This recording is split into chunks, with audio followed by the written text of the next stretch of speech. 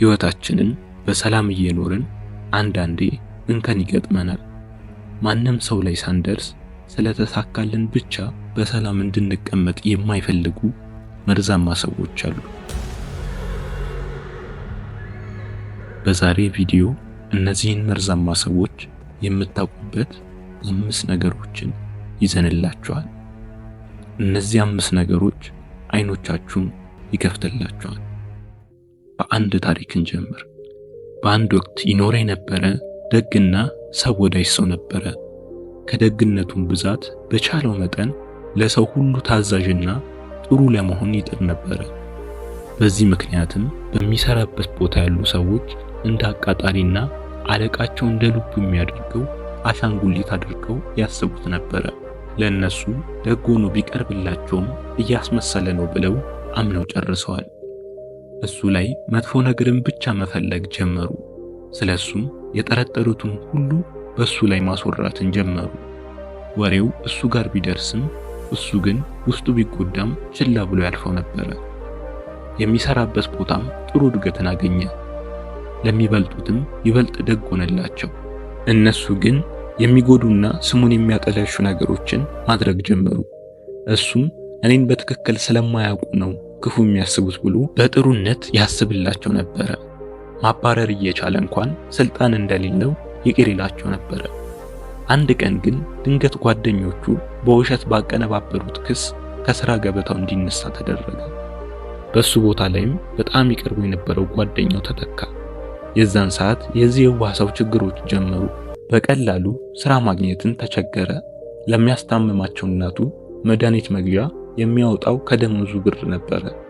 ትንንሽ አጠራቃማት የነበረችውን ብር ቀስ በቀስ እየጨረሰ መጣ። ለእናቱ ሲልም እሱ ምግብ የማይበላባቸው ቀኖች በጣም ብዙ ነበሩ። በተስፋ መቁረጥም አይምሮ ተሞላ። እዛው ከተባረረበት ቦታ ዝቅተኛ ስራም ቢሆን ስጡኝ ብሎ በእርሱ ቦታ የተሾመውን ጓደኛውን ጠየቀው። ችግር የለውም ብሎት ቃል ገባለት። ሲሰማ ግን በሱ ፋንታ ቦታው ላይ ሌላ ሰው እንዳስገባበት ሰማ። በጓደኛውም በጣም አዝኖ ልቡ ተሰበረ።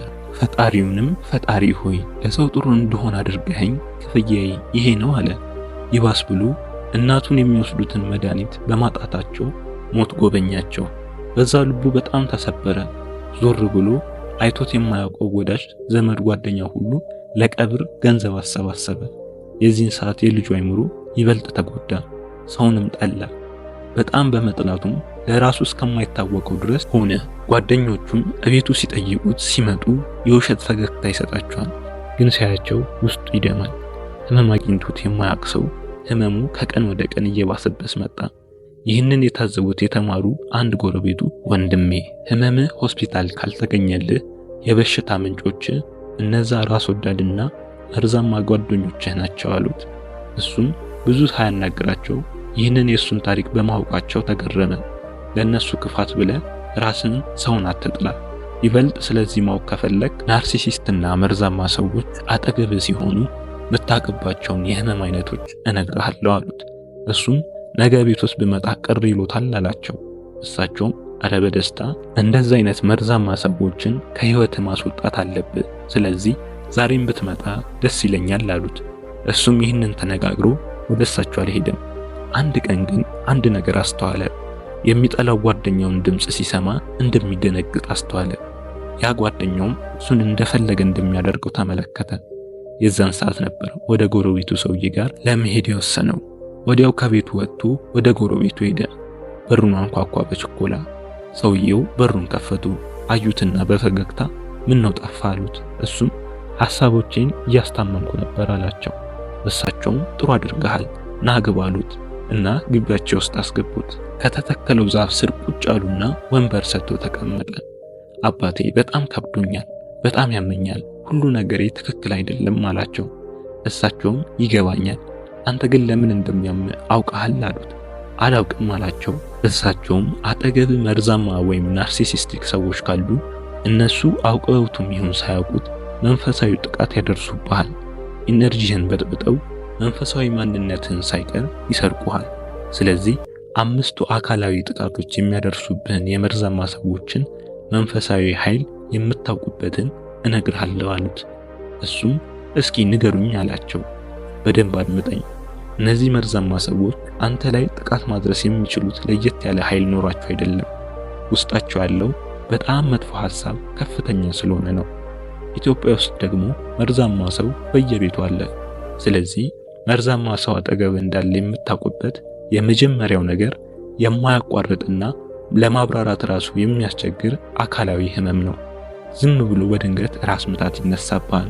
አንገት ሳይቀር ሁልጊዜ ያለማቋረጥ የመወጠር ስሜት ይሰማሃል። ያ ህመም ደግሞ በትከሻ ላይ ወርዶ ደረትህን ይይዛል። ልክ ደረትህ ላይ የተቀመጠ ሰው እንዳለ እስኪመስል ድረስ በትክክል መተንፈስ ይከብድሃል። ሆስፒታል ብትሄድም የተሻለ ይመስልህና ተመልሶ ይመጣል። ጨጓራህም ሁልጊዜ ይበጠበጣል። አይምሮህ ነገሮች ላይ ማተኮር ይከብደዋል። ምንም ብታደርግና ብታከም ይህንን በሽታ ማዳን ካቃተ አጠገብህ አንድ መርዛማ ሰው አለ ማለት ነው። ሁለተኛው ደግሞ ውስጥ በጣም የድካም ስሜት ይሰማዋል። ውስጥ ስሜትን መግለጽ መቻል እስኪያቅትህ ይከብዳል። ይህን ብዙ ከመርዛማ ሰዎች የተረፉ ሰዎች ራሳቸውን ለማከም የሚከብዳቸው ነገር ነው።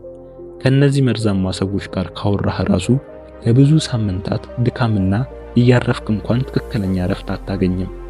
ሶስተኛው ትክክለኛ ያልሆነ ፍርሃት እና ጭንቀት ይከባሃል። ይህ የሚከሰተው የፈለግከውን መስራት እየፈለክ መስራት ሲያቅትህ፣ አንዳንዴ ትኩረቱ ሁላ ሲጠፋብህ መጨነቅ ትጀምራለህ።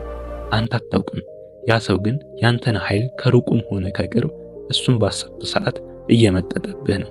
ይባሱኑ ጭንቀቱ አጠገብህ የሆነ ነገር አለ ብለህ ማሰብ ትጀምራለህ። አጠገብህ ማንም ሳይኖር ፍርሃት ይልሃል። በርህም መዘጋቱን እያየህ እንኳን ነፃ አይደለህም። አጠገብህ የሚከብድ ነገር ይሰማሃል። እቤት ውስጥ ሆነ እንደ ቤት አይሰማህም።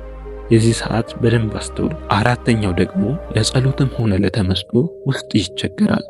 ያንን ለተመስጦ የሚረዳህ አካልም አብሮ ስለሚጎዳ ከአምላክህ ጋር ያለህን ግንኙነት ለማቋረጥ የሚጠቀሙበት ነው።